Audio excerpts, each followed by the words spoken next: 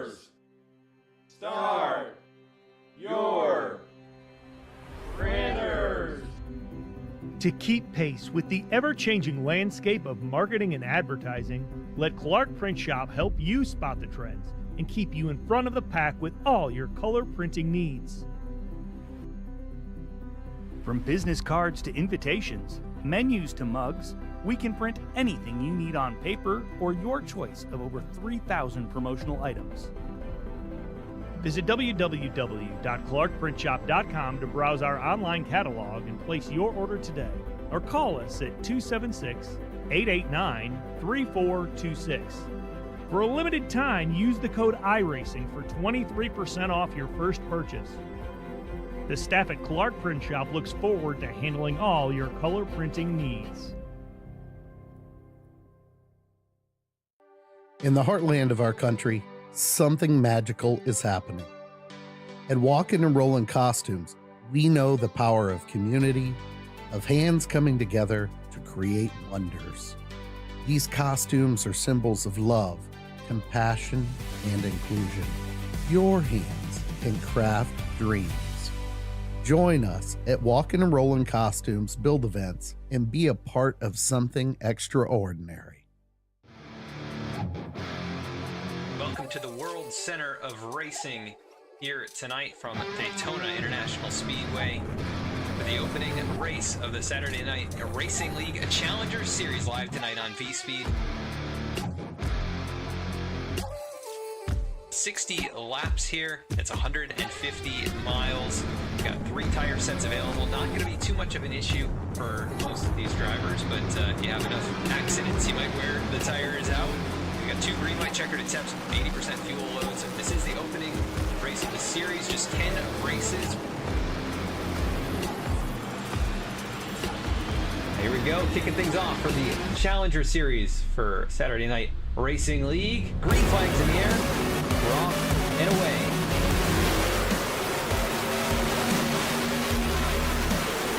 And we got cars spinning, huge pile. Logan Threlkeld with the advantage. Here goes Matthew Radford, gonna jump to the outside. It's gonna be a drag race, and Radford's gonna win it. Wow, what a finish. Man, Radford just timed that perfectly. He's going to come into 3 and 4 with about a half a second lead. Out of turn 4 for the final time. Across the line, it's Brian Chambliss with his first win of the season. And George Trask, and they battle it out. They're going to get side by side. They're actually running it down here. What will Philip Brewer do? Will he try to get to the outside again? Not quite able to do it.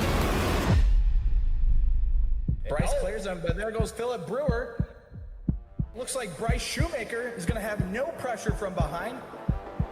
Bryce Shoemaker is going to take the victory, 128 laps without a pit stop.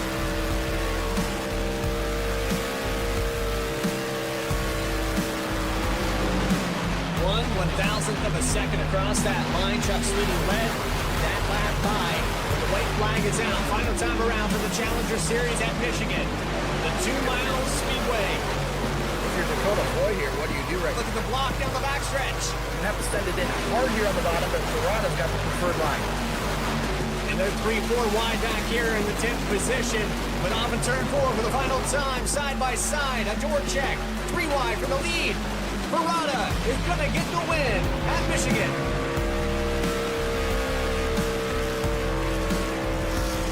He's loose down there, though. He's really sent it in there on the bottom here. Caleb trying to complete the pass here to grab that lead back. A little bit of a slide job. Here comes Chuck Sweeting on his way by. Caleb Weekly, after dominating here at Bristol, is going to take the win.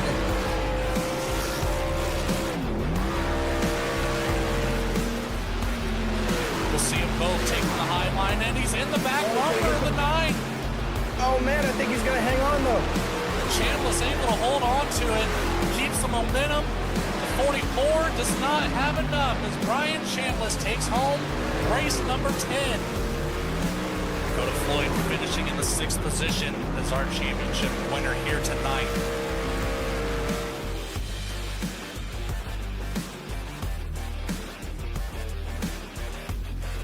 You're watching the Saturday Night Racing Challenger Series, only on V-Speed.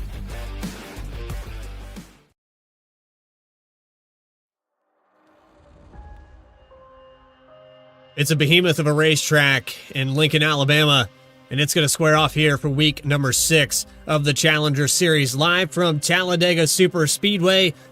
It's the Saturday Night Racing League Challenger Series. Welcome in, everyone. I'm your host, Bradley Cooper, alongside Jeff Wright. Jeff, we've seen a variety of every racetrack. We have squared off with different winners. It is competitive here in the Challenger Series. The points all within probably 10 to 20 points in the top 10. Absolutely. It's been a competitive season all year long. And just taking a look here at our points already, Caleb Weekly stole away last week as Philip Brewer actually missed last week. So put him to the top of the standings, but we're going to a track that we haven't really been to, or at least a track that's similar to this since Daytona. So the very first race of the season, it was Judson Curtis getting the win there.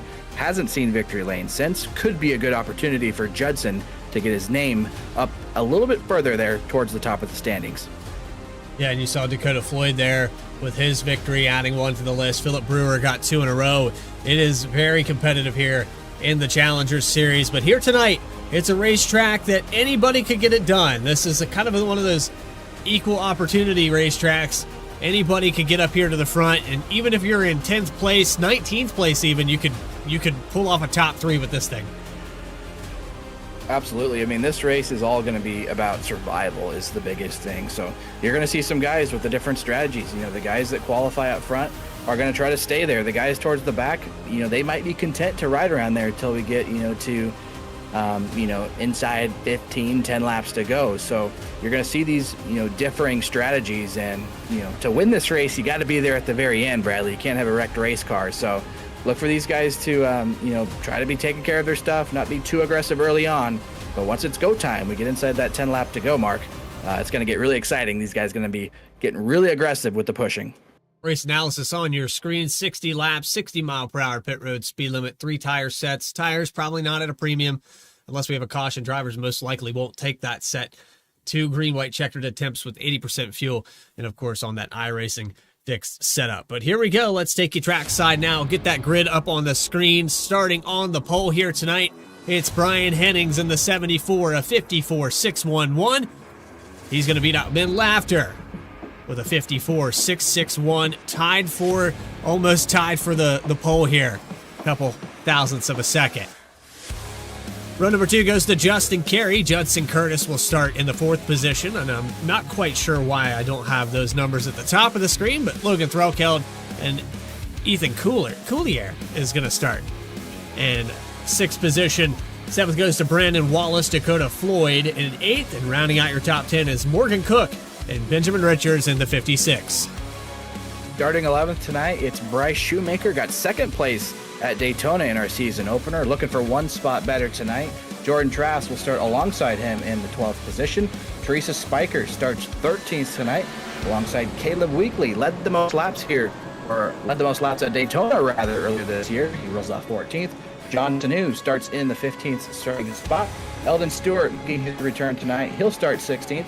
Noah Maholsky, 17th tonight, followed by Timothy Peters in 18th, Stephen Davis, 19th, and Mark McFadden rounding out the top 20. 21st spot goes to Matt Dominic, Chris Rood in 22nd. Jeremy Reed will start in 23rd with Cliff Adams in 24th. Logan Watering in 25th position, Tad Dabney in 26th. Then you have your 2-time winner in 27th position, Philip Brewer, Max Kost in 28th. Tim Shinosky, 29th. I believe Tim Shinosky is 9th in the points in both series here. Then you have Matt Shinosky next to him. It's one of the Shinoskys, I know that. Yeah, they're proving that they're good at this type of racing. So both Matt and Tim, look for them to be a factor tonight.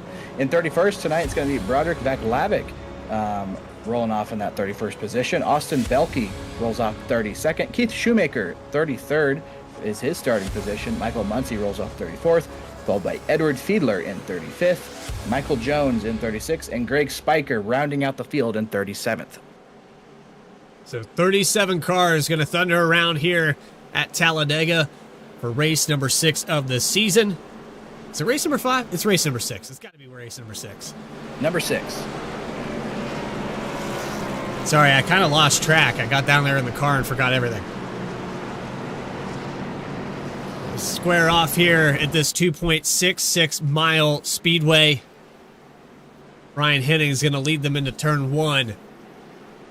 One of the factors at this racetrack, though, starting on the pole, it doesn't mean much. You can be the fastest in qualifying, but if you're not the fastest here in the draft, if you can't hang on to a push, and if you don't have a good person, a good pusher behind you to keep you up front, it doesn't really mean much to start on the pole here. And very easily could see 20-plus lead changes at this venue before it's all said and done. Pace car pulls off across the long tri-oval. Remember, the start-finish line is at the end of pit road exit, so don't expect a Daytona finish here. There's still an additional 1,500 feet for these drivers to figure it out, and we've seen a number of 3 and 4 wide finishes here at Talladega. It always sets up for a good show. But for week number 6 of the Challenger Series, Saturday night racing tees off at Talladega.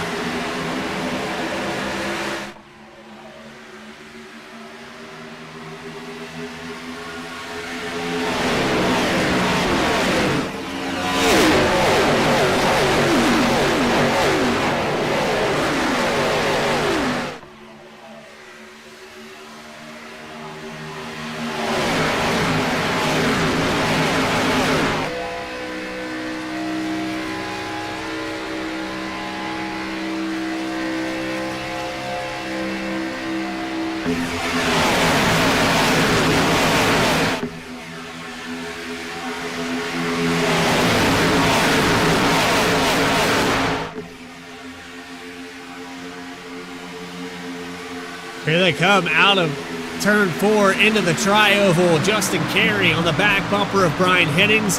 He's going to allow that 74 to lead from the pole on his first lap. Outside line, trying to get it going with Ben Laughter on the outside. Looks like it's getting going here with the 29. Judson Curtis going to get it to the back bumper. They're not locked in, though, and that's the thing. You got to stay glued to that bumper through the corner if you want any momentum down the backstretch here, Jeff. And some people, they don't want to be too aggressive early. They want to, just ride around for these first opening laps, get comfortable, get some heat in the tires, and, then once they get comfortable, they can go out there and make some big pushes. But you can see Judson Curtis laying way off of Ben Laughter right here. That's really going to pull this, second line back, and so this is going to allow opportunity for some guys like Logan Threlkeld right there in the 12 to maybe jump up there and start leading the outside lane. And Logan's one of those guys that anytime you think of super speedway racing, this is his type of racing, right? He enjoys this. He's good at it. He's always putting himself in a position to capitalize here. Season 1 of the SNR Challenger Series, he came so close to winning the season opener at Daytona. Matthew Radford was the driver getting that one, so Logan knows how to be there at the end. You just gotta take that extra step here once we get down to business, and hopefully he can make a race-winning move. Well, he lied to me tonight. Thought he was gonna have the Indiana Jones hat on, but instead sticking with the Santa hat, riding in the 3rd position, just behind Justin Carey. And I kind of betrayed my V-Speed team here tonight. I went for Justin Carey. That's the call I'm making here. I think Carey has the goods to get it done here in week 6. Yeah, not a bad pick at all. He's another guy that's typically at the front of these super speedway races. It can be hard to make a pick here at Talladega. I mean, just looking up through the running order, trying to pick somebody. I know Dakota Floyd was really strong. And, Daytona led the second most laps just behind Caleb Weekley. And Weekley's got a bunch of good teammates. Max Koss and Noah Mahalski to work with, but tonight I think I'm going to go out and pick somebody that I know can win this track, and it's proven. Somebody that's won here quite a bit in different series and different leagues.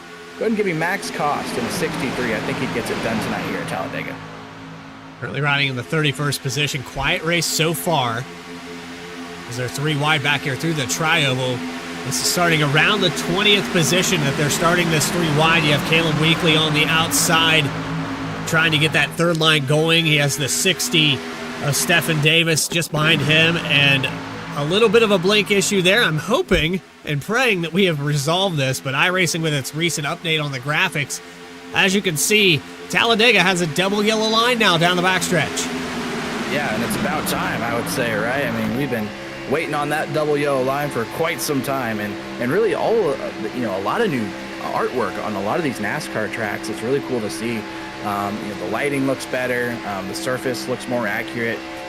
So I haven't been able to get to every track that's had the updates, but from the tracks that I've seen, they look really, really good. So props to iRacing and the graphics engine. But I know, Bradley, you said if they keep making this too much detailed, it's going to be hard on that computer to continue broadcasting these big fields. Yeah, we got 37 plus cars out here to try to render, and it was a list of Iowa, Darlington, Bristol, I believe Homestead on that list, as well as Talladega. There was one more that I'm forgetting here. I think New Hampshire was on that list. Yeah, there was Dover. Yeah, that was another one. Just needed updates. We hadn't really seen a change in some of those tracks since 2016. Yeah, I mean, I know Kansas for a fact that one hasn't scanned, since 2012, and they say that they didn't really scan them, they just updated the art. But I mean, I went out and just tested a few laps just for fun. It certainly feels different, that's for sure. So I feel like they must have done something. But how about this? In the early goings, Bradley, we talked about these guys maybe laying back, taking it easy. We're already 3 wide, 3 by 3 by 3 for what's that, 6 rows already? These guys are already getting after it. Yeah, it's longer than that. It goes all the way back to the 20th position, 22nd spot. So I'd say about 12 rows deep. It's getting a little bit intense out. I think if you want to factor in, though, we do have a stage caution here later tonight. I don't know if we do anything like that at any other venue. 22's around. There it is in the back of the field. I think Max Koss gets a piece of that. The 9 also involved. A few drivers sneak through that. Max Koss, though, heavy damage on the rear end. Greg Spiker.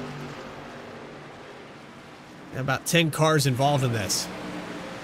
Yeah, and we saw it get 3 wide for several rows deep there, and we're not even at lap 10 yet. So these guys are obviously wanting to go places and started getting aggressive, but it's going to collect a lot of cars here. See Philip Brewer right there in the 44. He got collected. Obviously Tab Dabney. And yeah, just goes up, gets to 22. I believe that's Michael Jones, and that's a hard hit. That's really heavy damage. I think was that Teresa Spiker who went for a spin there through the grass as well. So handful of cars here, unfortunately, getting damage in the early goings here at Talladega. But looks like that happened, about 2/3 of the way back. So everybody that was in front of that obviously going to be okay. And as we ride along with Mark McFadden here in the 5 car, see if he can navigate his way through it, and thankfully just slips by. And Mark McFadden, one of those drivers sporting a tribute paint scheme tonight for his brother Blair that unfortunately passed away this Wednesday at the age of 70. So our thoughts and prayers are with Mark, and an awesome paint scheme that he's paying tribute to his brother there. It's great to see, and I know he's got some family watching. I believe his sister Valerie is watching tonight. So good to see Mark avoid that first wreck, and you can't help but root for him tonight, Bradley. Yeah, absolutely, and thoughts and prayers go out to Mark McFadden's family. There's a good look at the paint for Blair here on the number 5.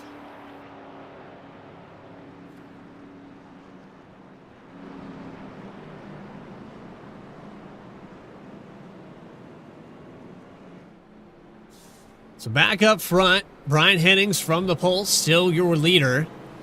We had that 3 wide. They were trying to get around him, but it seemed like the bottom's still where you want to be in this car. I know with the Next Gen Series, it's a little bit different. We saw that at Daytona. The outside seemed to pull guys back. It's not the case here with the B-Class car. You could lead as long as you have a good pusher on that inside. It's the temperatures that get this car. Yeah, and I was actually kind of surprised to see these guys get 3 wide as quick as they did, just because I feel like before the update, that was kind of hard to do. And the Xfinity car, a lot of times you saw, 2 lanes and kind of gridlocked. and going up to the third line was kind of no man's land, and nobody really wanted to venture out there. But and maybe that's still kind of the deal, but it just looks like they had so many cars that were willing to go up there. I think they just made that momentum up there work, and that lane was charging a little bit, but definitely got bobbled up once there was some contact made.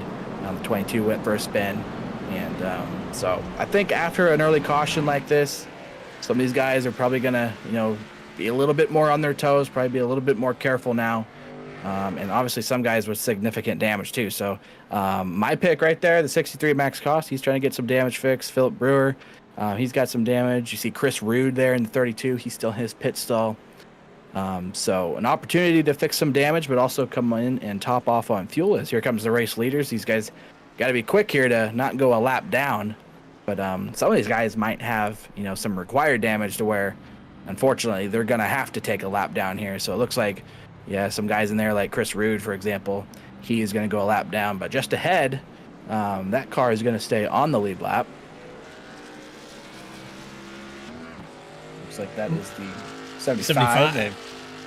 Yeah, Logan Watern. So a little bit of damage to the car, but able to stay on the lead lap at least. And now you have to hope to just stay in the draft. You have to hope that your aero is not damaged enough to where it's going to hurt you, so you can't hang on to the draft. So looks like he's still going to be able to stay on the lead lap here and probably tag on to the back end of this lead draft. So we'll rack him back up, go back green at lap 11. Laps tick away pretty quickly here. It does take about 2.5 minutes to pace around this racetrack. So hopefully we can keep it green, tick these laps away, and see some green flag pit stops. That's really what decides races here at Talladega. If you want to be, I guess, the dominant car, you need to be able to get to green flag pit stops, get away from the pack, split 7 or 8 cars in a group out ahead of everyone else. That's typically when we see a driver prevail off of turn 4 by himself. But when we get into this 3 wide where we still have 30 plus cars on the track and we get a late restart, it tends to create chaos, and usually the guy that led the most laps doesn't lead the last one. Yeah, and that was the case, at Daytona, at the, start of this season back in February. Caleb Weekly led the most laps, and then right behind him was Dakota Floyd. Really, those cars dominated the night, and, neither one of them ended up getting the win. So it definitely opens the door for some chaos for sure. But like you mentioned, too, if we get some green flag racing, it's the pit stops that really ultimately decide this race. Those who can get in and out of that box the quickest, or the guys that maybe save a little bit of fuel so they don't have to be in their box as long, those guys end up in a really good spot. Pace car pulls off for the second time today, coasting towards that restart zone. Back live and racing here from Talladega Super Speedway Challenger Series into turn 1 with Brian Hennings.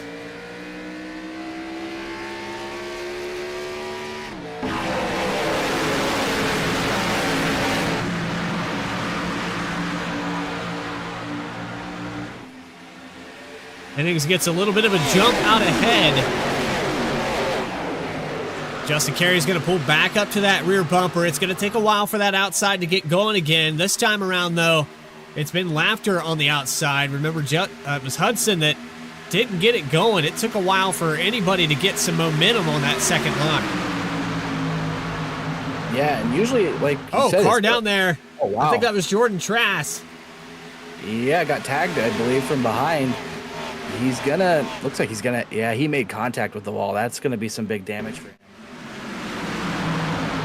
There's a checkup on the bottom. Johnson who gets into the back of him, and it wasn't horrible contact, but it is enough. He's going to lose the tailwind of this draft. Yeah, it just looked kind of like an accordion effect.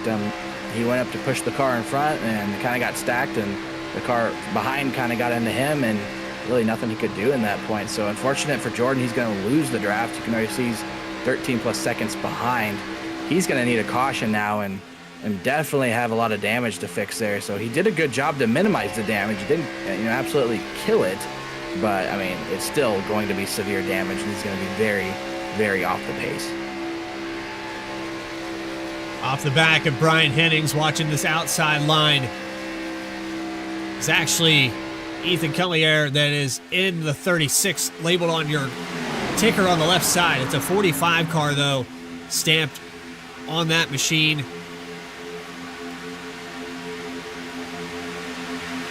21 of Justin Carey is keeping the 74 of Hennings, and just behind that group, you have Teresa Spiker into the top 5 in the 70 car. Was able to sneak past that first bit of carnage, happened just behind the 70. Now she finds herself in the 4th position. We're looking 3 wide. Brian Hennings left out to dry in the middle. Justin Carey down to the bottom. And Collier on the outside with Laughter. Yeah, that's definitely not what you want to see, but here comes Caleb Weekly in the 13 to pick him up. See if he can get right to the back bumper here of Brian Hennings and try to shove him back towards the lead. And Caleb Weekly with a brand new wheel this week, as you can see on the onboard camera there. So I'm sure that's a comfort concern a little bit. I mean, you know, us sim racers, Bradley, we get comfortable with the wheel that we have, and anytime we make any sort of change to our sim rigs, it can throw us off. But so far, Caleb Weekly doing a good job adapting to it and trying to push the 74 Brian Hennings back to the race lead. What kind of wheel is that, Jeff? I believe it's a Logitech G920, I believe. I could be wrong, but I know it's not a wheel he's familiar with. He used to be on some of the Thrustmaster gear, but his wheel unfortunately gave out midweek, and I think this is an opportunity to shout out Grandma Weekly as well. So I think she was able to ship him a brand new wheel tonight so that he could be out here on the racetrack. Shipped it straight to his college dorm so that Caleb could come out here at Talladega and compete for a win at a track that Caleb is very good at.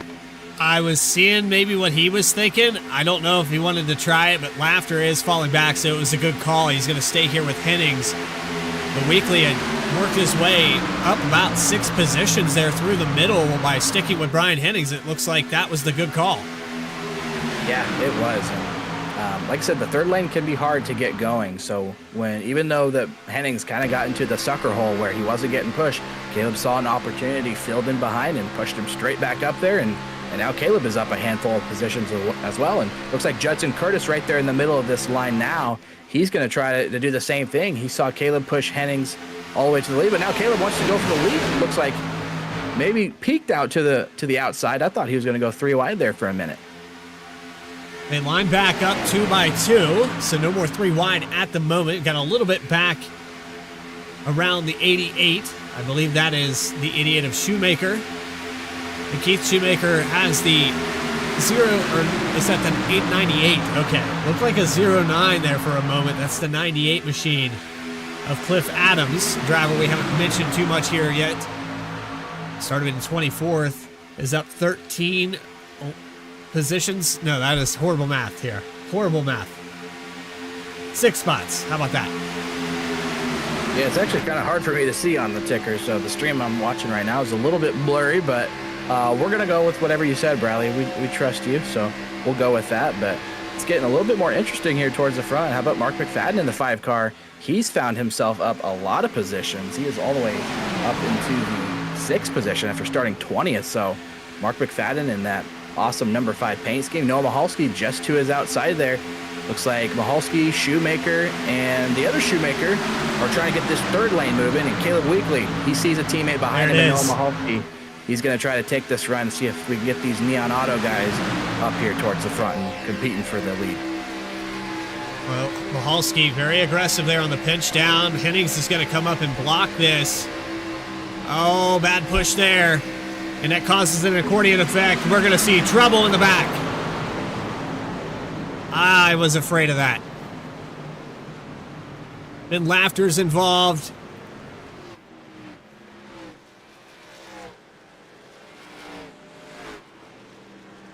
'60 machine of Stephen Davis, Dakota Floyd also a part of this. That's what happens when you had that check up there. Hennings came up and made that late block. 03 of Mahalski got into the back of Weekly, and someone got into the back of Mahalski, and this is just going to domino all the way down the backstretch.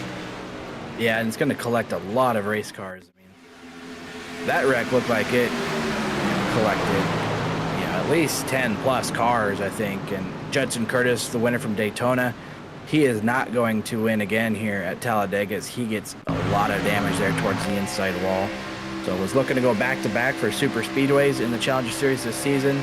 Not going to happen this time, but you're going to see the accordion effect. You're going to see 74 of Hennings right there in the middle. He's going to move up, and you know that creates a bit of an accordion effect here. It kind of stacks everybody up, and looks like, it looks like Keith Shoemaker got hit from behind, and yeah, you're right. It's just a domino effect, and you know when you have that big of run, you know from behind, a lot of people just, one, they don't see it all the time, and two, they may not just have enough time to really react, as you're going to see the stack up here, right here on the replay. And the guys that get the worst end of it are the guys, you know, kind of towards the back here. There's the checkup, and then it just works its way back until eventually a link in the chain breaks, and you see the 88 go around, the 64, and the 98. Hey, look at that. Let's ride on board with this guy. Some luck just changed for Logan Threlkel. On board with the 12.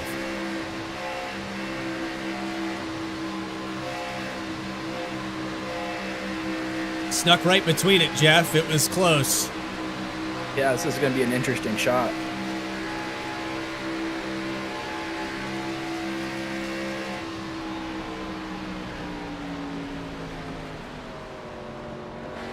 Oh, man, and I'm sure he was holding his breath that entire time. You know, Logan's probably just happy something good, you know, happened to him for once. It seems like he's had a lot of bad luck this year, not only here in the Challenger Series, but also kind of in the Cup Series. Just hasn't been able to quite catch a break. That might be the break that he needed tonight to avoid that big wreck and get him a little bit closer here towards the front. So far, the 21 adjusted carry has kept this car in the top 5. I'm liking my odds right now, but we're still, we're only about a third of the way through this race, so anything can happen. There's still plenty of competition behind the 21 car. Got Michael Muncy, who's up 30 positions now into the top 5. Got a few drivers that elected to take 4 tires. Stefan Davis, Max Kost, Matt Shinosky, and everyone pretty much from 13th on back have taken 4 tires. You had some 2-tire changes, some fuel-only stops, a variety of everything here on the strategy. But as I said before, tires not as much of a big deal like it would be at a 1.5 miles or a short track. Yeah, definitely not. And I would argue even that tires don't matter as much here for a green flag pit stop as they do like somewhere like Daytona, you know, where it's flat on the apron as you exit the pits. That's really where the tires are most important. So Talladega here, you can see on the banking, or on the apron rather, there is a little bit of banking down there. So, you know, that kind of helps keep the car stable when you're exiting pit road.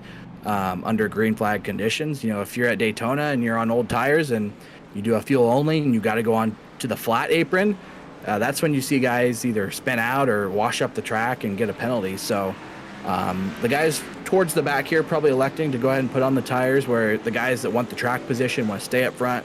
They want to minimize time on pit lane. So either a 2-tire call or no tires at all and just fill it up with gas, which, you know, track position and is very important here, so you can't fault the guys there for just trying to get in and out as quickly as possible. We will take the green flag with 40 laps to go. Justin Carey, Ethan Collier, Ryan Hennings, and I feel like it's either Collier or Collier. I am apologizing if I'm butchering that name. It's a new one here for me. We also have Muncy, Cook, Eldon Stewart in the top 10, Matt Dominic, Mark McFadden, Greg Spiker, and Caleb Weekly. And Greg Spiker up from 37th. He started last tonight, remember that. So he has found his way inside the top 10. See if he can get up here and maybe start making some moves here towards the lead. Maybe try to work with Teresa Spiker, see if they can get together and start making a run. And I know Teresa was up here a little bit further. I think she may have gotten involved in one of those accidents. I don't know if she's got...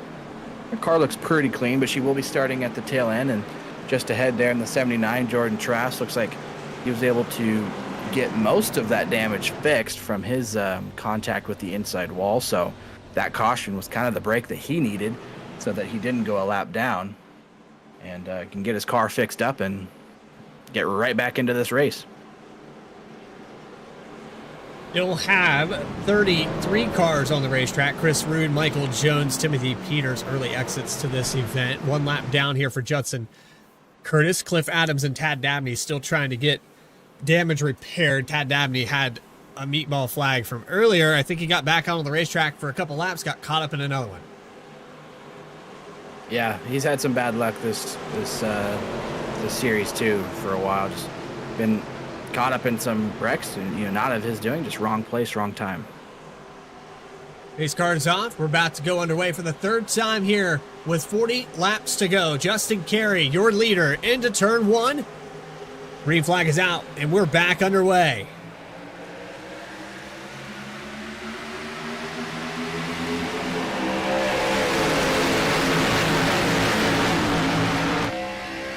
The driver that has led the most laps here today, 11 out of the 21, Brian Henning's going to return the favor here to Justin Carey. He'll get up on the back bumper coming out of turn two.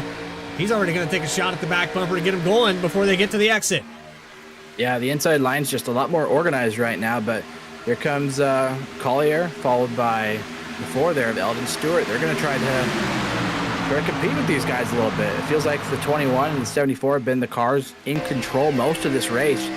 They're obviously working very well together, so some of these guys are going to have to start thinking about trying to break these guys up. A look there at the metallic red flake on Brian Henning's machine. You don't see that too often. You can't quite see it when you're far away, but you get right up on that car, and we'll ride on the 19 of Muncie. Brian Henning's a talented painter. Look at that. Yeah, that's a very cool looking scheme, especially with the details that you just mentioned. And with iRacing's new update, the way the sun reflects off it too. And, not just ours, but the tracks too. So, I was doing some testing. I guess when the update came out, I was curious to see what the tracks looked like in Las Vegas in the late afternoon and sunset. Man, if you haven't seen what that looks like yet, you better load up a test session and check it out, because this new engine or whatever it is that iRacing did has really made some of these tracks just look really, really good. I'm hoping that they can roll out more of those as the season continues. 45 on the outside. He'll take over the lead here briefly. It looks like 1,000th of a second that he will lead. Collier gonna get that for lap 22, but still hasn't cleared. He has Eldon Stewart, another new driver here in Saturday Night Racing Challenger Series, giving him a push as they're going to end up 3 wide. That is the 9 coming back out on the racetrack after repairs for Dabney.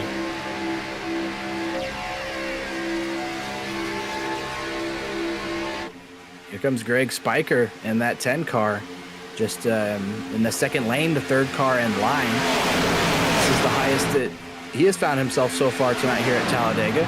So good run for him. Morgan Cook, 51, has found his way back up here towards the front.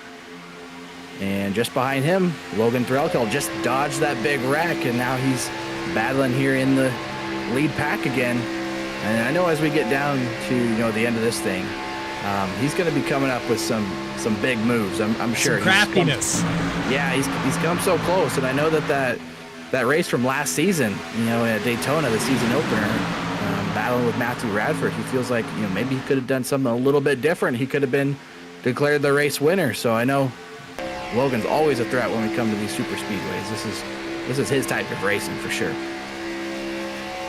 And we're trying to get him to become one of those triple threats where we can get him good at the road courses, get him good at the short tracks. It's always awesome to see commentary go down to the racetrack. He's a producer here at V-Speed. Morgan Cook, another one of those drivers that he's up here in the booth on some weeks and goes down and puts on a great show in the race car. And I apologize to him at the start, but I'm still going to stick with Justin Carey. You can make all the arguments you want here for the 12 car. I think that's going to be your secondary pick. But I'm going to stick with the 21 through and through. I think he's got the goods. He's got the patience. He's kept cars up front. He's been up front. He's led some laps. And as long as this car stays clean, I see no reason for the 21 to lose this race tonight. Well, you're sticking with your pick, Bradley. I'm going to stick with my pick. Look, he's back up in the mix. The 63 of Max Cost has found himself back here towards the front after getting some damage fixed. And I believe he's got his teammate right there behind him, Caleb Weekly. We know how good of a pusher he is. So really all the guys on Neon Auto, they're pretty good at the super speedway package as well. They led the most laps, last time we were at Daytona, which was a super speedway, but kind of a bobble there for Eldon Stewart there in the 4 with a big push from Spiker, but right now Max Koss is right in the middle of it all. But he's got 2 teammates behind him there, the 0-3 and Noah Michalski. We've talked about Michalski quite a bit. He's a very talented driver. You got to wonder here, Jeff, how many more weeks can he go without a win? He's been up front for a lot of these mile-and-a-half races. He dominated at Texas, and just an unfortunate set of circumstances at the end of that race. Took the 03 out of contention to win, but he's been up front. He's been outside of drivers that finish, last lap and just can't get the pass done. I think it's only a matter of time. We talk about the aggression, though. These drivers that want to win so bad that sometimes they create a situation for themselves, and I think really that's what's happened here to Noah Michalski. He's just been very aggressive. He's so focused that he wants to win that sometimes it's easy to lose that big picture. I'm confident he's going to get a win, Bradley. There's no doubt in my mind. He's a contender every single week, but sometimes the way the end of these races, turn out, some of that's out of your control. So I just think that there's absolutely no doubt that he's going to get one this season. He's really good in this particular car. I think he's pretty comfortable in this race car. Talladega, though, we talked to him last week in his post-race interview. Didn't seem thrilled about coming here, but so far, he's keeping it clean, staying out of trouble. Although, when you got a row of 3 wide cars in front of you, I'm sure it doesn't make you feel great. But yeah, not a doubt in my mind that Noah Michalski is going to find victory lane here soon. Well, what a move there by Michael Muncy to come on the outside, drops down in front of the 4 car of Eldon Stewart. He almost got a lap lead there. It was 1,000th of a 100th of a second across the start-finish line for lap 28. A little bit better situation now for the 1974. Going to move up the track. That's the 29 on the bottom. It's going to create some 4 wide, and they're going to go around here. Caution is out. Rail count involved. 86 of John Sanu. Teresa Spiker. Sanu loses the hood, pops the engine. Yeah, and we were just kind of foreshadowing that a little bit with talking about how crazy he was getting it, and right in front of Noah Michalski. I don't know if he got some damage out of that, but some guys that were not as lucky this time around, guys like Logan Threlkeld, who dodged the first one, he's in it. But you can see the pack coming up here on Judson Curtis, and people just kind of run out of room here. They don't really know where to go. They all kind of start scattering. It's, I believe, Greg Spiker that gets up into the door of somebody there in the 10 car. We'll go back and look at this from another angle. It's a 25 on the outside. Matt Dominic. And then that was the accordion. Comes back together. 63 of Max Koss. I think Noah Michalski makes it through this. I think he's stuck up here on the outside, but he somehow makes it through on board. Yeah, he sure had a great view of it here as we'll ride on board with him. But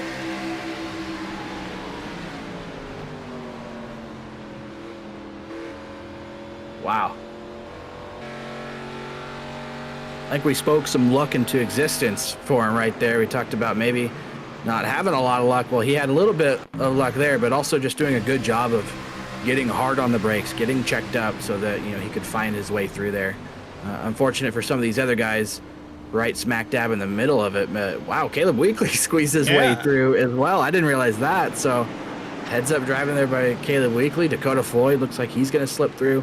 The 12 there, Logan, he did catch the wall a little bit. I saw on the live shot of this. Same thing with the 79 of Jordan Trask. So a couple hits here for him. Certainly going to be a decent amount of damage, but I don't think that's going to be race ending. I think he'll be able to get a lot of that repaired. Now, whether it's going to be as fast as it was, before the contact, that's another thing, but I do think he will be able to continue. Well, it's an opportunity here on V-Speed to pull a driver up into the broadcast booth, and I think we need to hunt for Tim Shinosky if he is in the Discord chat. Yeah, we can go ahead and get him pulled up here. Let me just scroll down and find him. And Tim Shinosky, it's Bradley Cooper, Jeff Wright in the broadcast booth. Do you got a copy? Yeah, I got you. Well, Tim, you find yourself up front here. You elected to stay out to take over this point, but right now, the way that this race has been going, we're doing about 10 to 15 lap intervals, so maybe another opportunity to stay on cycle with the pit stops. How's it feel out there so far? It's pretty crowded out here. It's go pretty much 3 wide the entire time, so it's been a challenge. I'm not really sure I wanted to stay out this time, but we'll see how it goes. So far, so good for the 41 car. I know that from 29th position all the way to the lead, it definitely would feel crowded. Probably feel like you passed 1,000 cars out there tonight. Yeah. I mean, there's been a lot of avoiding. I got caught up in one of them earlier, so just happy to still be in one piece so far. Bum energy on the hood. Anybody else that makes this car go around this racetrack tonight? Just want to thank my teammates for helping me out, being supportive, and all the admins and everybody for giving us a place to race on Saturday nights. There you have it. Tim Shinosky going to restart as the command car here from Talladega. We appreciate your time coming up here in the booth. Thank you. Well, Jeff, we're going to rack him back up, double him back up at the halfway point. I think it's a perfect opportunity for this restart. What do you want to say to everyone out there watching right now? yeah, I think it's about ready to get loud here with FireStorm Racing. Yeah, find those volume knobs as we'll rack him back up. Go through this running order with Shinosky, Henning, Stewart, Muncie, and Cook in that top 5. You also have Matt Dominic, Benjamin Richards, Matt Shinosky, teammate there to Tim, back in the 8th position. Caleb Weekly and Dakota Floyd, the top 10. A little bit deeper through the field with Mahalski, Reed, some drivers that got damage earlier in this race with Mark McFadden, Ben Laughter. I saw Ben Laughter dancing earlier. I don't know if he's aware of that or not, but I definitely saw the driver of the 64 car celebrating something. He was clapping, trying to keep spirits up maybe. He's had a little bit of a rough going. Quite a few drivers to mention with Max Cost. He's been a driver that's had a tough time. You had Greg Spiker in front of him who's got some damage. Teresa Spiker. There's Ed Fiedler back here in the number 78. I think he's slipped through a lot of these. But quiet day here so far for Fiedler. And then even deeper in the field with John Sanu. He's got a black flag. He's got a meatball. He's stuck on pit road. And unfortunate here for the 86. It looks like tires going on this car. He's trying to get it repaired as best as he can. But maybe a day ender for the 86. Yeah, these guys that have the heavy damage, they're just trying to salvage whatever they can, you know. Try to get back out into the racetrack, even if you're going to be a few laps down and just get a few more points out there tonight. But, yeah, certainly a lot of disappointed and frustrated drivers out there with getting collected, you know. Early in this race, we weren't even halfway yet, and we already had probably 2 or 3 big wrecks. And so, but, hey, second half of the race, we basically got a new race starting right now. And I think we're about to get loud right here with FireStorm Racing. Time to find those volume knobs on this restart halfway mark from Talladega. It's Get Loud, presented by FireStorm Racing.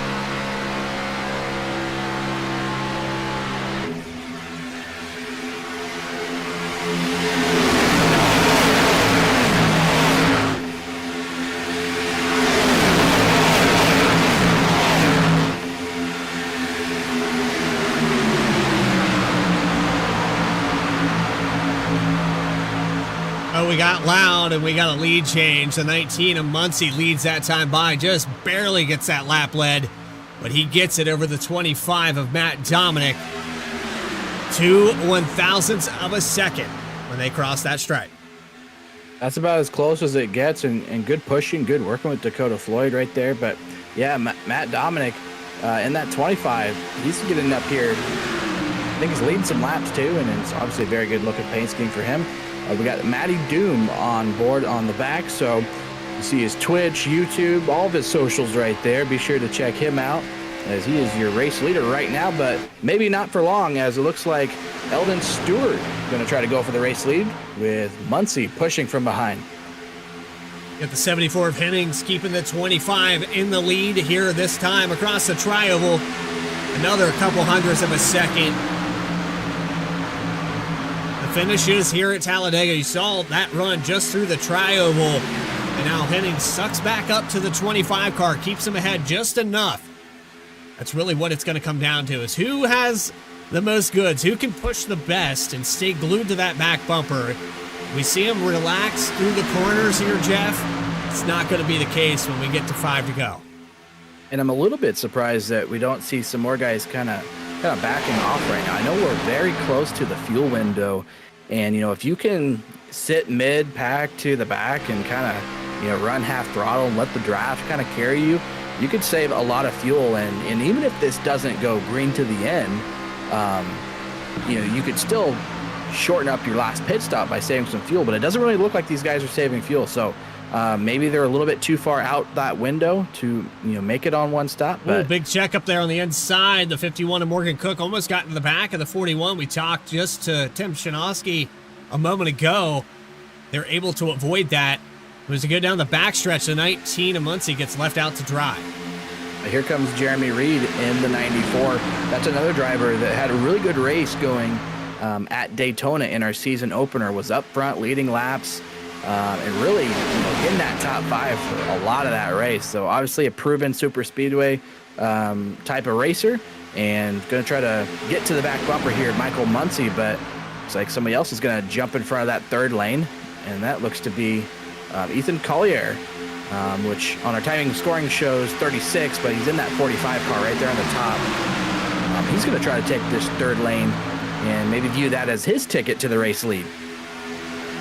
So a driver that I'm noticing isn't out here tonight, Richard Holland. He's one of the other winners this season, and the 17 car did not make the grid. We have 4 wide.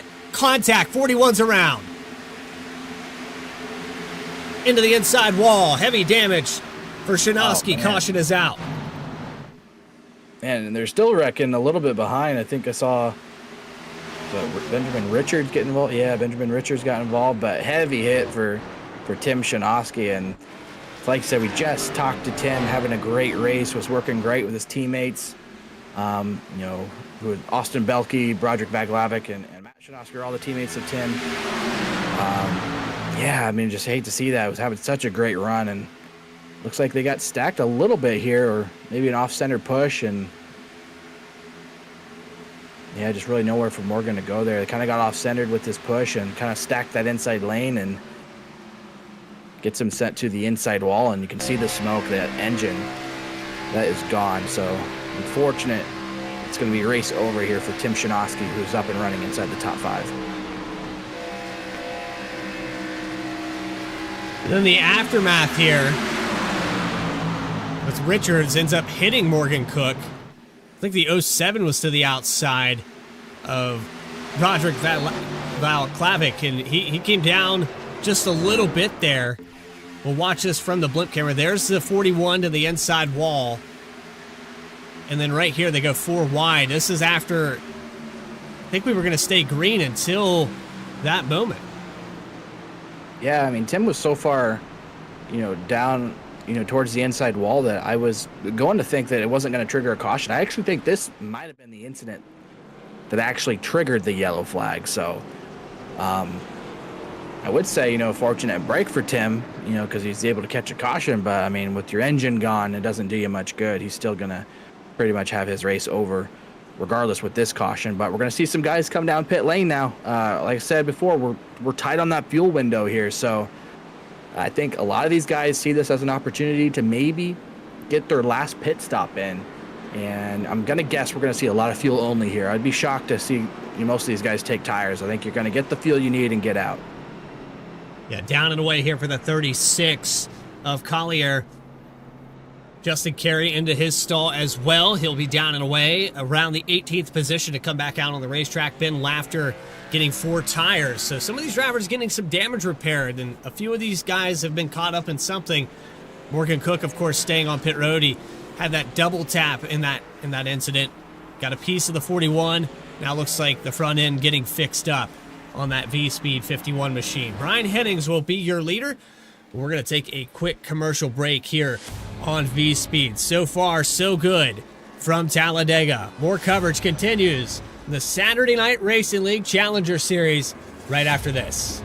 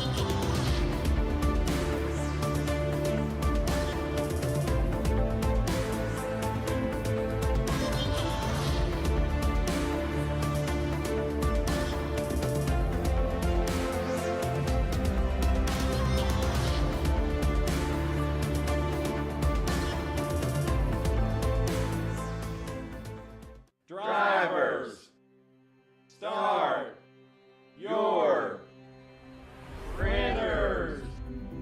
To keep pace with the ever-changing landscape of marketing and advertising, let Clark Print Shop help you spot the trends and keep you in front of the pack with all your color printing needs. From business cards to invitations, menus to mugs, we can print anything you need on paper or your choice of over 3,000 promotional items. Visit www.clarkprintshop.com to browse our online catalog and place your order today, or call us at 276-889-3426. For a limited time, use the code iRacing for 23% off your first purchase. The staff at Clark Print Shop looks forward to handling all your color printing needs. In the heartland of our country, something magical is happening. At Walkin' and Rollin' Costumes, we know the power of community, of hands coming together to create wonders. These costumes are symbols of love, compassion, and inclusion. Your hands can craft dreams.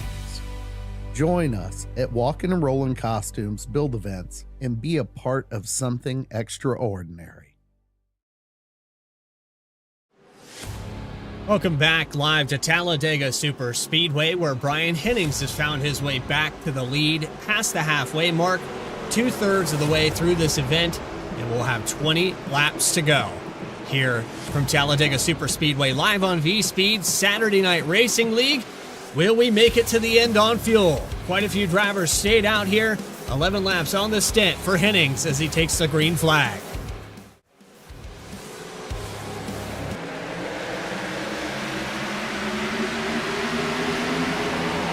Another good jump here for Hennings, like he's had all night long, but it looks like that outside lane is going to be maybe a little bit more organized here as we get into turn 1 and come out of turn 2.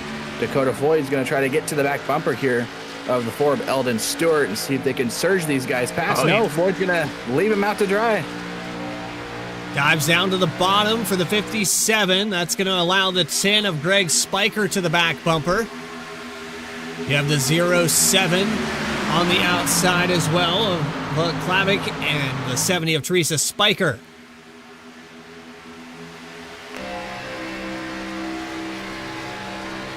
Greg's got to get up there and push that 4 car if they want any chance of hanging with this 74. Yeah, they definitely got to be tighter together here as they get a big bump. Coming up here to the back bump is going to shove him ahead a little bit. You see Broderick Vaklavic there in the 07. He's going to try to get close to the back bumper here of the 10 of Greg Spiker as well. They really got to be bunched up, more so like that inside lane is right now. A lot closer together that can get your lane moving, and right now they're just a little bit disorganized. It's keeping the bottom up front. Brian Hennings is going to lead another time by. Right now, as it sits, the 4 car finally gets a push down the backstretch. They'll go into turns 3 and 4. Eldon Stewart up to second, gets another shove.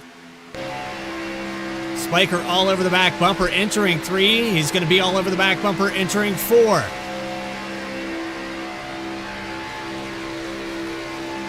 And I think the drivers that all decided to top off on fuel, I think they're for sure good to the end here. These race leaders, you know, when you're out in front here at a super speedway, you're going to burn more fuel than everybody else. So it makes me wonder if these guys are kind of banking on more cautions in order to save fuel. But, you know, with about half the field coming to top off there, that tells me that these leaders are not good on fuel right now and are probably going to need some help from some more cautions.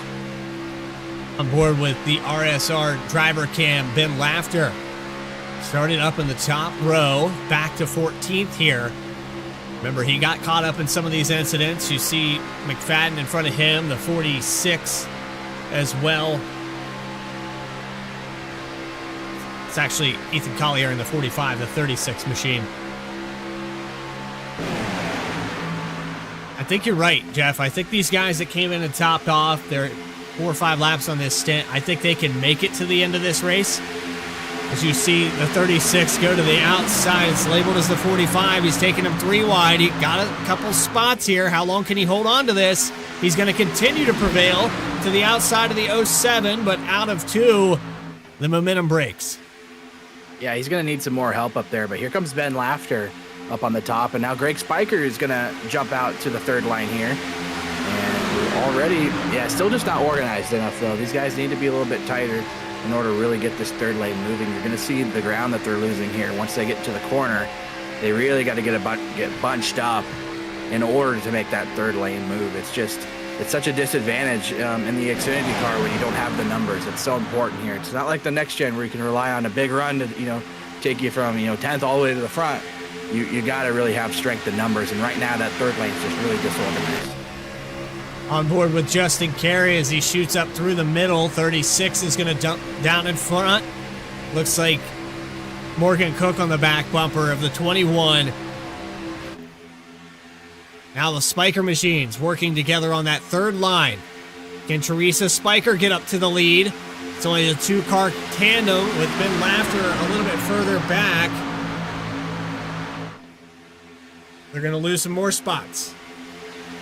And right now, the ones that are busy are the spotters up on the roof. And I know Teresa has been working with Christopher Hodges, all season long and last season. So I bet you Chris Hodges is probably spotting for both Greg and Teresa right now, trying to give them as much information as possible to let them know how many cars they have in their line to see if they can make a run. But it looks like here comes Jordan Trask, maybe trying to join this group and get a 4th car in line here. They're starting to make a little bit of progress, but you really got to have more cars in your lane if you're really going to want to have a realistic shot at getting to the race lead.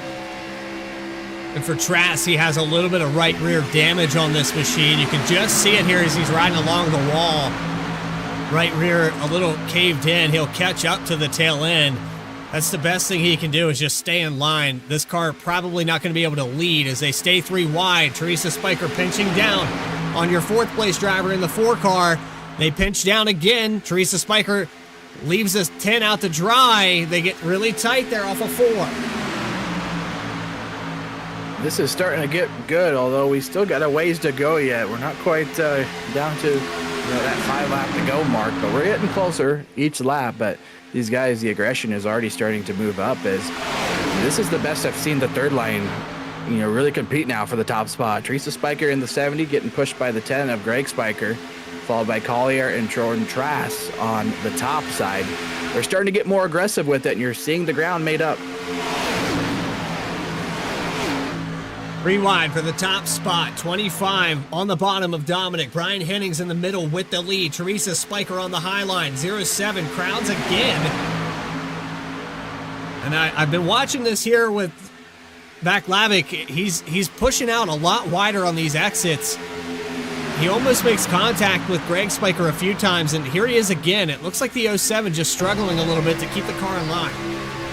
And these Xfinity cars are really sensitive to the air around it, so you can be in the middle lane there and holding a steady wheel, but I mean the air bouncing off all the cars around you, it really makes this car feel like a boat when you're smack dab right in the middle of a 3 wide pack. So he's doing a good job though right now keeping it straight, but I can tell you that it's not easy and it's not comfortable to be in that position.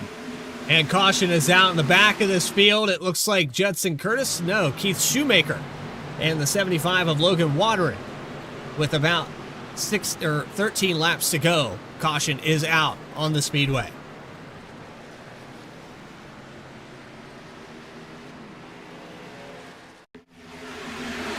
So happened coming out of turn 2. This is deep in the field here. This is back in around the 23rd position. Popped engine here for somebody. 78 car pops an engine, and that's what causes the checkup.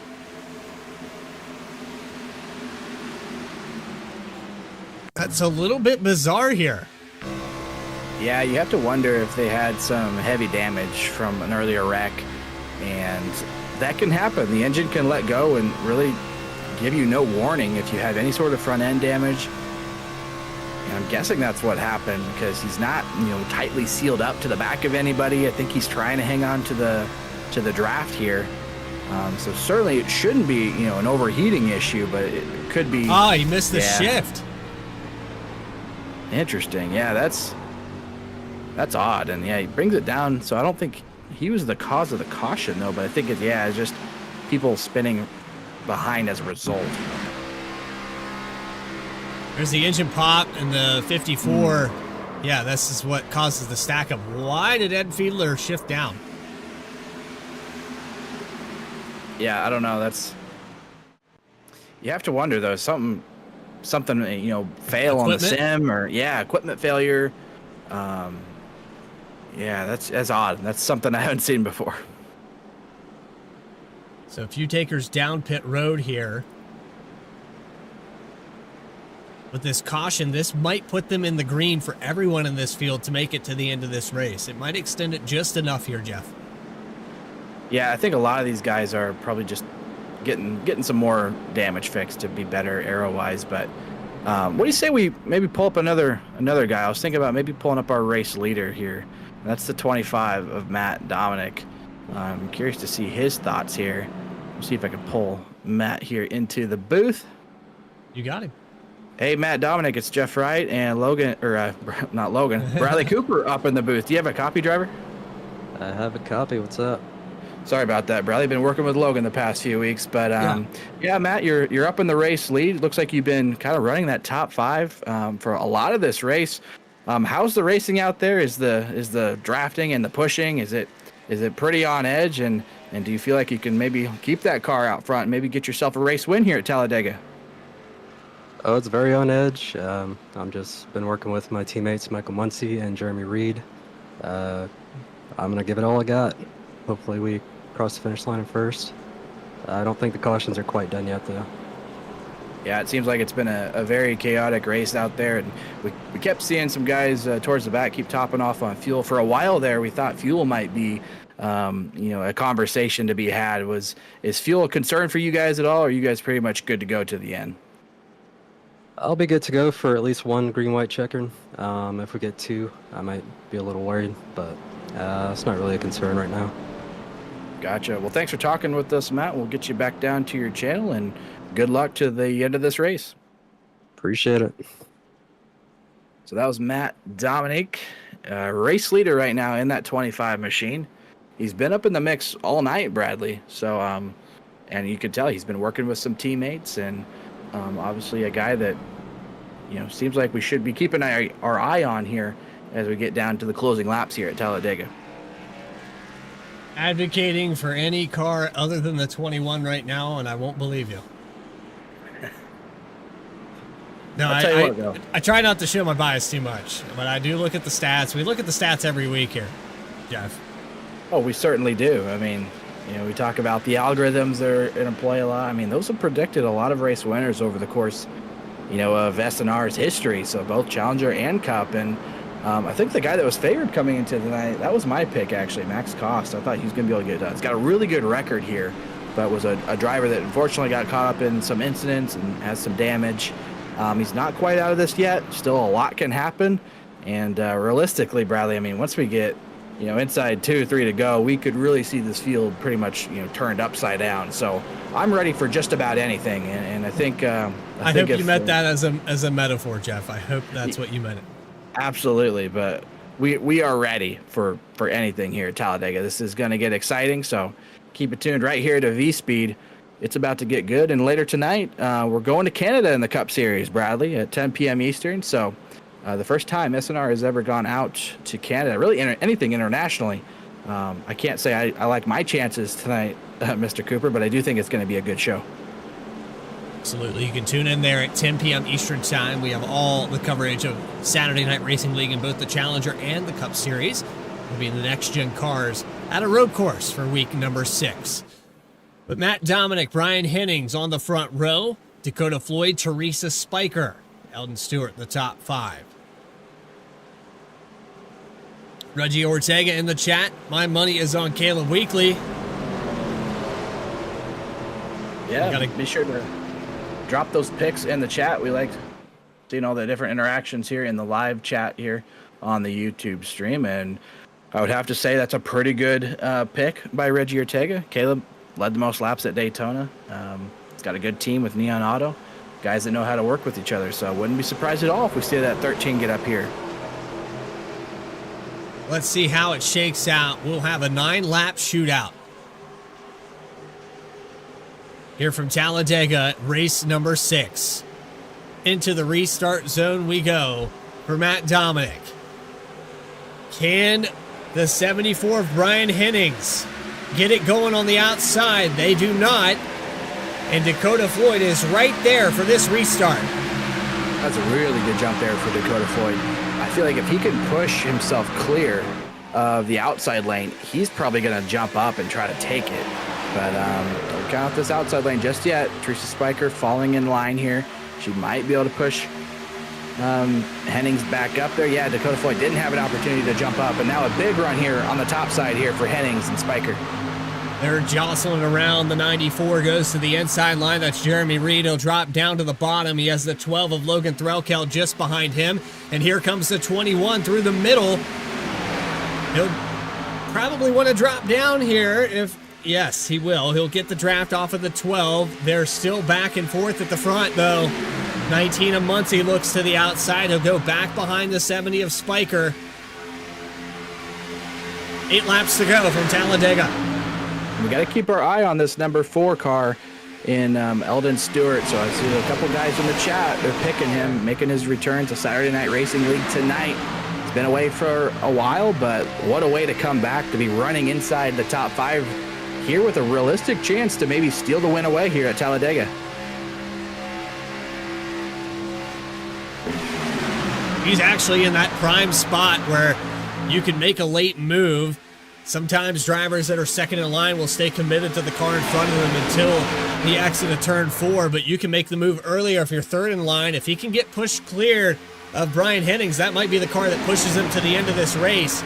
You also have Muncie, the 12 of Logan Threlkel, working his way up. Here comes Justin Carey with Ben Laughter on the third lane. Yeah, this is about to get really good here. These guys are now going to have to make some big decisions. We've seen a little bit of partnerships between, certain drivers and working with each other, but we're getting down to the end of this thing. Eventually they're going to have to make some selfish moves for themselves. And although they're playing nice right now, give it a few laps, and these guys are going to be making some big-time moves. As you see the 51 there, try to go to the inside. I think they may have saved that. Collier almost went for a spin, but it's going to get back in line right here on the bottom. Take a look at that on a quick replay from the blimp camera. Just a little bit of a push gone wrong. 31 actually gets the worst end of it. But he gets back up on the racing surface. Yeah, they were 4 wide there momentarily, and yeah, that's really tough for Shinovsky. He was having a good run as well, and another driver that's very good at super speedway racing finished 8th here at Daytona, or at Daytona in the season opener, a similar super speedway track. So figured he's going to be tight, but that's tight there back there with the 51 of Morgan Cook kind of defending that position on Ethan Collier. They're getting all jumbled up here, and here comes that third line. How about Jordan Trask here in the 79 getting pushed by Michael Muncy trying to make a run here at the race lead. Jordan Trask on the high line, third in position. Teresa Spiker a little bit loose there on the entry of 3, moved up the racetrack, now pinches back down. They tighten up to that inside line. Mac Dominic still your leader as they come out of turn 4, but moves up the racetrack to get some side draft. Trask on the outside. It's less than 0.03 of a second between the top 3. Trask with the lead. And he was a wrecked race car just, a handful of laps ago. To see him take the race lead here at Talladega with 5 to go is absolutely crazy, but that just shows you insane pushing ability by Michael Muncy right there behind him. Jordan Trask could realistically win this race, and he's been involved in 2, maybe 3 wrecks tonight. It's that middle line here with Teresa Spiker, treble in the back. 51 of Morgan Cook into the grass. Ben Laughter, we're staying green. No, we won't. Relkeld's involved. And he's totaled. Yeah, and that luck that we talked about earlier in the race, slipping through some wrecks, that comes to an end tonight. Logan Threlkeld going to be done on the night. And you can see the frustration, too. I mean, this guy cannot catch a break this season. I mean, he's up in the mix almost every single week and getting collected and, in others... other people's doing. So nothing Logan really did here, just kind of along for the ride. I think, started kind of behind him, and then, gets door slammed. Something happened that sent the 64 Ben Laughter into him, and he hits the inside wall really hard. That's, you're not going to survive that impact. That car is not going to be able to take that damage. Look here from the blimp camera, you're going to see a check up here on the inside. It's going to create a little bit of a situation here.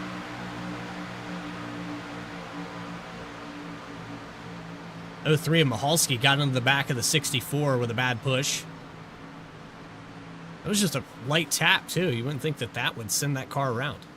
Yeah, there was kind of a few different incidents all going on at the same time, which is kind of weird to see, but just a little bit of a stack up, and then, the push right here is what really upset the car of Ben Laughter and sent him into the inside wall.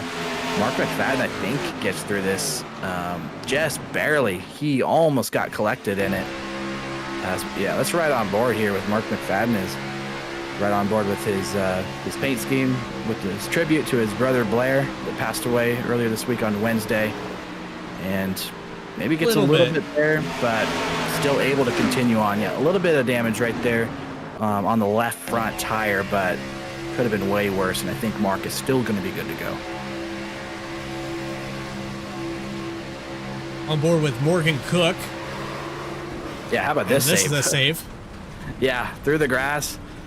Good job to get it slowed up so he doesn't come back up the banking. That was a wrecked race car, so big heads-up driving there by the 51 of Cook to keep that thing straight. It's going to lose a little bit of track position, but still gonna be able to continue on. So we're now in green-white checkered territory. We will extend this race. We got 2 attempts at it. Yes, we do.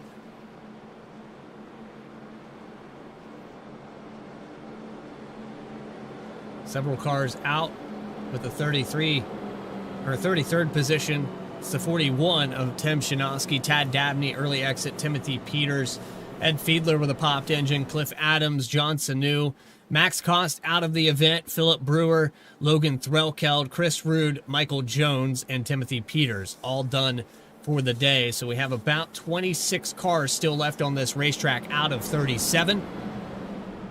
The war of attrition is not over. We still have 2 green-white checkered attempts to try to extend this race and finish it under green flag conditions. If you are not familiar with how green-white checkers work, we will extend the race by 3 laps. We'll take the green flag with 2 to go. If drivers can make it back around to the white flag, the race will be official. The next flag will end it. If we get a caution before that white flag, we will rack them back up and do it one more time with 3 laps extended in this race. So we very easily could extend this race by about 10 miles here, Jeff, when it's all said and done. Yeah, we could if we utilize all those green-white checkered attempts. And so the spotters of these drivers, I'm sure they're going to be busy at work. And Logan, I keep calling you Logan. Bradley, I'd like to talk to one of the spotters. And Chris Hodges, what do you think? Yeah, let's pull Chris Hodges up, spotter for the number 70 machine. Chris Hodges, it's Jeff Wright, Bradley Cooper up in the booth. You got a copy? Yeah, I got a copy for you. Well, I think you've been a busy spotter up on the stand tonight. You got some good drivers on your team that are up in the mix and have been there really all night. Are you just spotting tonight primarily for Teresa, or are you really spotting for the whole team? Well, I'm spotting for Teresa, but at the same time, yeah, I'm giving them information to all the VRX, everybody in VRX that's racing tonight. Just giving them some information and everything. Just trying to be the eye in the sky. We've done a really good job so far, and we've got two up in the front here, and we're going to go try to win this thing. Well, it seems like, yeah, you got 2 up in the front right now with 2 green-white checkered attempts. You have to wonder if you're going to end up using them all. But, you know, when you got multiple drivers up front, what's the game plan? Are you trying to get these drivers hooked up so that they can work together, or are you just trying to kind of focus on your main driver, which is the 70 of Teresa Spiker right there? Well, at this point, I think Teresa, all she can do right now is just push the 74 and just go for it. Brian's really good, and he's been up in front all day. So if Teresa gets stay locked to his bumper, anything can happen at these races. So really just anybody in victory lane for VRX. I'd love to see Teresa in victory lane, but at the same time, just try to get somebody in VRX in victory lane. Well, you've done a great job so far on the spotter stand. I'm sure you're going to have your hands full here in the closing lap. So good luck to you and Teresa and really the rest of the team in VRX. Yep, thank you. So that was Christopher Hodges, a busy spotter up on the spotter stand tonight, trying to guide Teresa Spiker to her first career SNR Challenger Series race win. But really, he's kind of the eye in the sky for the whole team in VRX. We'll just have to see if he can get it done here with that team tonight. Here we go. Green-white checker attempt number 1. We extended this race by 2.66 miles. What could be the last restart of the day? Green flag is out at Talladega. Race 6. SNR. 25 of Matt Dominic into turn 1. Not a good restart for the inside line. No, not at all. And a little bit jumbled up. And I have to wonder if any penalties are going to be issued here or not. It seemed like there was maybe a few drivers who were changing lanes before the start-finish line, so that could come back to haunt some of these drivers. But down the back we go with 2 laps to go. It's Dominique and Hennings battling for the race lead. Teresa Spiker pushing on the top, and Dakota Floyd pushing Dominique on the bottom. Get the momentum built up. It's not over yet. We still have to take that white flag. These drivers start to accordion back together. The 4 car of Eldon Stewart is going to look to the outside with Jordan Trask. No help just yet. Hennings gets a weird push there. He's going to be the leader. Across the tri-oval, though, Teresa Spiker backs off. Muncie gets to the back bumper. They're 4 wide behind him. White flag in the air. One more time around Talladega. And the caution is, no, we're not getting the yellow, but the whole field from Muncie on back. 10th on back involved in this wreck.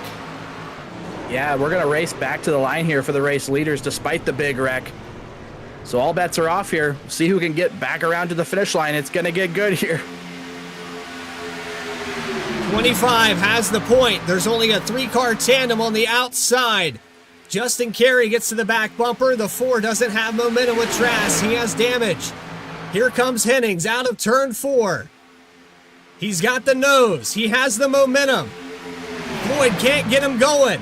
Teresa Spiker gives a push to the 74, and it's going to be neck and neck at the line. They pinch down. Spiker with one more push, and it's the 25 of Matt Dominic by 1/100th of a second. Wow, how about that finish, man? Matt Dominic hangs on for the race win after an incredible race to the finish with the 74 of Hennings, who led a lot of laps tonight. But man, Matt Dominic gets the job done here at Talladega Super Speedway, and I'm sure he's going to be pumped. He's going to be burning that thing down at the front straightaway. His first career SNR Challenger Series win comes at Talladega. Brian Hennings, we officially have the mark at 0.017 seconds, and it was less than 1/10 of a second between Hennings, Floyd, and Teresa Spiker. Yeah, that's just incredible. We couldn't ask for a much better finish than that. Unfortunate some of those guys, towards the middle on back got involved, but at least we're able to, see these guys race back under green flag conditions and battle it out for the win. It doesn't get much closer than that. We cannot ask for a much better finish here at Talladega. I'll take you back on the ride here as we watch the 25 of Matt Dominic burn it down on the front stretch. Let's back this thing up. There was a big wreck. We'll actually back it up a little bit further. Here's the big crash back here in the mid-pack. This is just on the restart.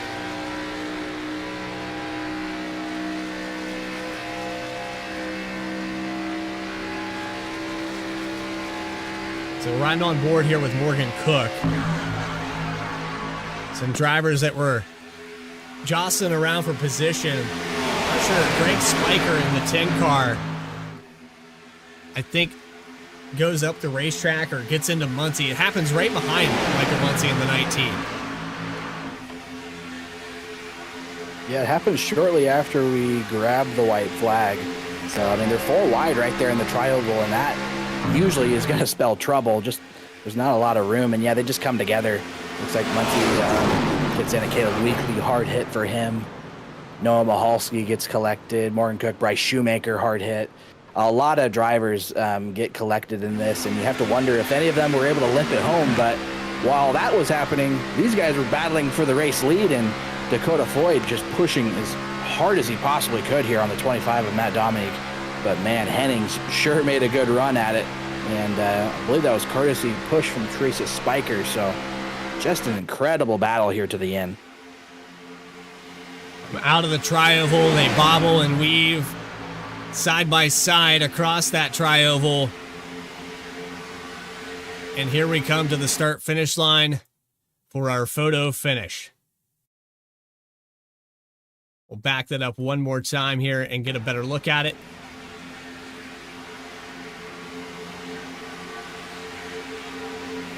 And we'll pause it right here. This is the start-finish line.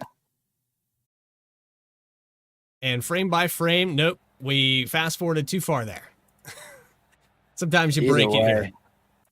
Yeah, but still, what a finish. That is just about as close as it gets as Dominic. I think it's still burning it down here at the start-finish line. I would be too. I would be absolutely stoked to win at Talladega. It's special to win anywhere, but especially to win at such awesome racetracks like this. You really have to execute all day long, stay out of trouble, and rely on some good pushes and make good decisions, and he did that tonight. And we'll try to pause this again to get the exact measurements as they cross that start-finish line. And right here, that's where we wanted it, as we will go back to that camera at the photo finish and just touch the button. That's what we need to do here, is just touch the button. Unfortunately for me, I don't have that button, so I guess that's as good as it's going to get here. Hey, we'll take it. Justin Carey gets looped there. There's a big crash behind him. Post-race interviews with your top 3. We'll get a word with your race winner and those final results. Matt Dominic wins here at Talladega. More coverage from Talladega Super Speedway live on V-Speed in the Saturday Night Racing League Challenger Series right after this.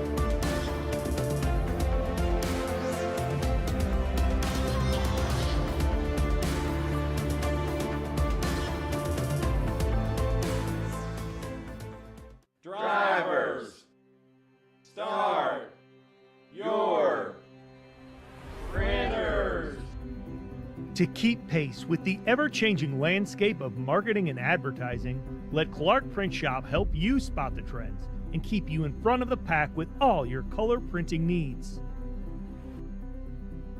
From business cards to invitations, menus to mugs, we can print anything you need on paper or your choice of over 3,000 promotional items. Visit www.clarkprintshop.com to browse our online catalog and place your order today, or call us at 276-889-3426. For a limited time, use the code iRacing for 23% off your first purchase. The staff at Clark Print Shop looks forward to handling all your color printing needs. In the heartland of our country, something magical is happening. At Walkin' and Rollin' Costumes, we know the power of community, of hands coming together to create wonders. These costumes are symbols of love, compassion, and inclusion. Your hands can craft dreams. Join us at Walkin' and Rollin' Costumes build events and be a part of something extraordinary.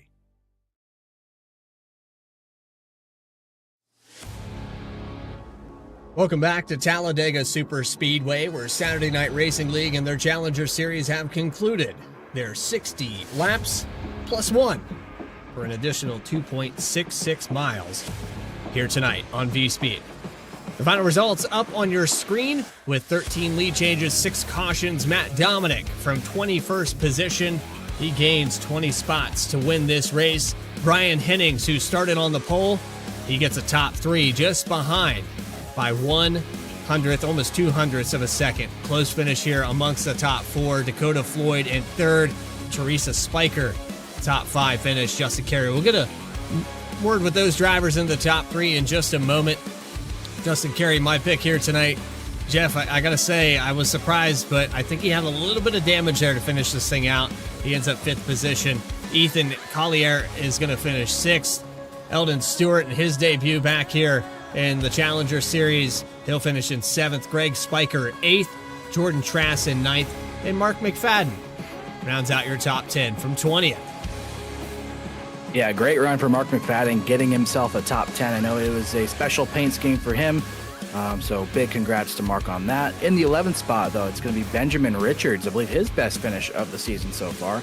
Matt Shanoski gets 12th. Austin Belke into the 13th spot after starting deep in the field in 32nd. Jeremy Reed was up in the mix late. He'll end up finishing 14th. Stephen Davis, 15th on tonight.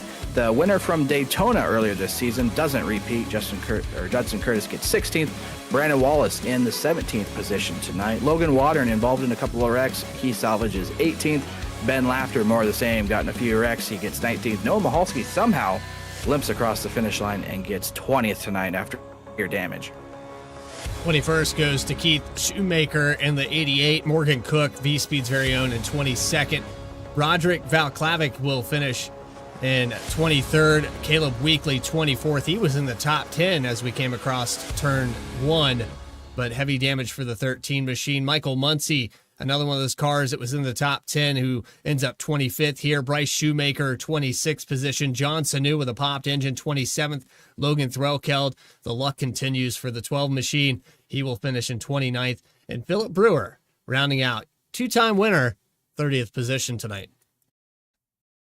Max Costa in the 30th position, and Cliff Adams 31st, Edward Fiedler 32nd, Tim Shanoski 33rd, Tad Dabney 34th, Timothy Peters involved in a heavy wreck early 35th, Chris Rude, more of the same for these guys, all getting involved in big wrecks, and then Michael Jones is in 37th to round out the entire field.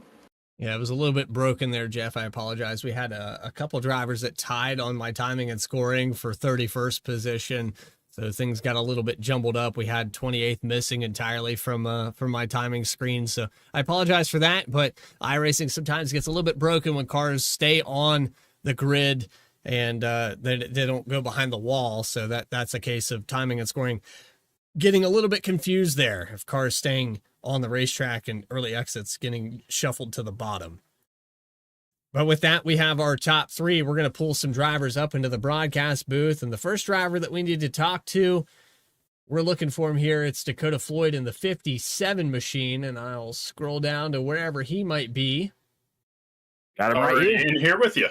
He's already in here. All right, Dakota Floyd. I tell you what, this was the race you needed. You lost a little bit there, a little bit of ground last week, but now you should have the points lead coming into week number 7. Congratulations on surviving Talladega. Yeah, points lead is definitely what we needed. I maybe could have gotten to the outside there in the backstretch to go for back-to-back wins there, and but I wanted to go it was safe points-wise and just push Matt. Keep the car in one piece and in order to finish the race. But yeah, I'd say we had a really good race. We stayed out of a lot of the big incidents, got close a couple of times, but we were in the right place at the right time at the end. So take us through. You started in 8th. You shuffled, through the field, worked your way from the back to the front. But it seemed like this race was themed with cautions about every 15 laps or so. So you never really could get comfortable with where you were. Yeah. Like you said, about every 15 laps we had a big incident. I don't think there was any incidents that were small, but there was quite a few cars involved with almost every wreck. So, it's whenever the incidents happened, just kept the car together. And thankfully, fuel never really came into the picture. We had quite a bit there at the end, so it was just hold what you got and finish the race. Well, I know there's a chance that we'll hear from you again here on V-Speed and the post-race interviews. You have Cup Series racing at Canadian Tire coming up, so I guess we'll cut this one a little bit short to try to get you over there and get you practiced in. But Dakota, is there anybody you want to shout out real quick while we do have you officially? I definitely just want to shout out the team. Everyone was running pretty good until they got caught up in their a couple incidents at the end there, but everybody stuck through it and held on to the end to try to get what they could. So shout out to those guys for running a good race, and shout out to the whole field. I mean, it's Talladega. Things are going to happen, but we ran 3 wide for a good majority of that race. So, and thanks to you guys in the broadcast booth for always doing a fantastic job. I can't wait to go back and watch that one from your guys' perspective. And hopefully maybe we can get a podium at Canadian, but I'll just do my best to bring it home in one piece. Yeah, one piece, next-gen car. That's kind of a challenge in itself to bring that car home in one piece. But Dakota Floyd, 3rd place finish. You finished ahead by 14/100ths of a second for 3rd spot here. Congratulations on that, and congratulations on the points lead. Thank you so much. You guys have a wonderful night. 3rd place finisher Dakota Floyd. As we move on, Jeff Wright has caught up with your 2nd place finisher Brian Hennings in the 74. I'm down on pit lane here with Brian Hennings, and Brian, you come up just short. I mean, a lot of us watching that live thought that you were going to have the run kind of coming out of turn 4 and then through the trial, maybe get that one. What more did you need to just be able to inch ahead and maybe steal that race one away? Maybe just a little more help behind Teresa. I mean, she's doing a pretty good job pushing. She got a little wiggly there, so did I. But I mean, I just didn't have, I think, enough help behind her to help keep pushing. But, the bottom line kind of normally prevails here at Dega unless you have a pretty massive run on the outside lines. But, I mean, I'm still happy with it. But, yeah, would have been nice to win this one.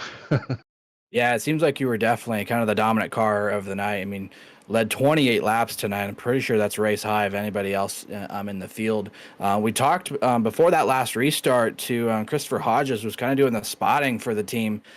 Did you guys kind of have a game plan with your VRX team going into this tonight, or were you more out there just trying to lead laps and really work with whoever you needed to really get up towards the front and stay there?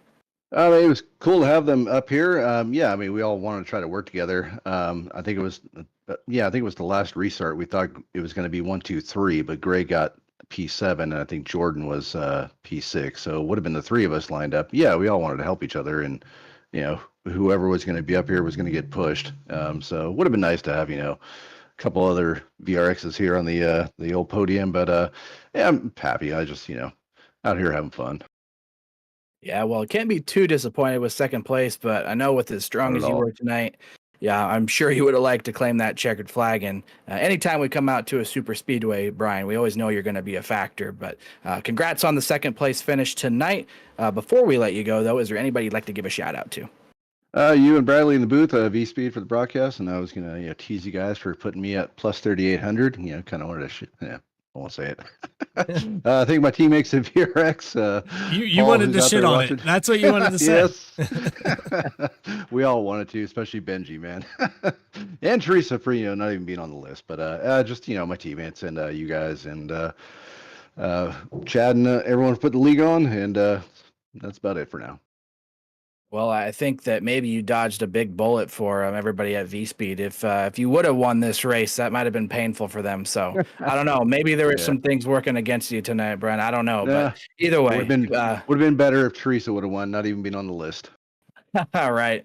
But anyway, congrats on All on the great race tonight. I know you come up short, just a little bit, but nonetheless, second place tonight. Brian Hennings, thanks for talking with us. Thanks, guys. See you.